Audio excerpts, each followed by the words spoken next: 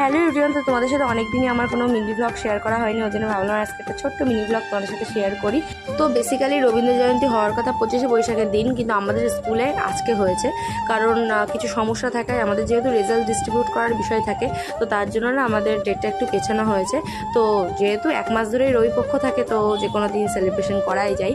তো এই যে আজকে আমরা অনুষ্ঠানটা পালন করছি। প্রথমে জাতীয় সঙ্গীত দিয়ে আমাদের অনুষ্ঠানটা শুরু হলো, তারপরে বাচ্চারা গান আবৃত্তি অনেক কিছুই করেছে। এই বাচ্চাটা গান করছিল, এই বাচ্চাটা আবৃত্তি করেছিল, আরও অনেকে করেছে, কিন্তু সবার ক্লিপ আমি নিইনি যেহেতু ভিডিওটা অনেক লং হয়ে যাবে।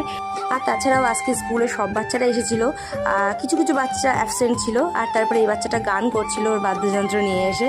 আর আমাদের স্কুলের প্রধান স্যার কিশোর স্যার, তো উনি তো খুবই ভালো অনুষ্ঠানটাকে পরিচালনা করে এবং মানুষ হিসেবে উনি খুবই ভালো। এটা নতুন করে কিছু বলার নেই, তার ব্যবহারের জন্য স্কুলে কিন্তু এত লোকজন আসে। তারপরে আমাদের সিনিয়ররা মাল্যদান করলো রবি ঠাকুরের ছবিতে।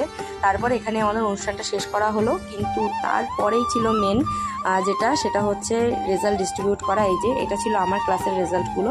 তো ডিস্ট্রিবিউট করার পরে এই যে রবি ঠাকুরকে দেখালাম কত মালা। তো তারপরে আমি ওখান থেকে বাড়ি চলে এসেছিলাম। তো আজকের ভিডিও একটুই ভালো লাগে, লাইক কমেন্ট করে দিও, টাটা।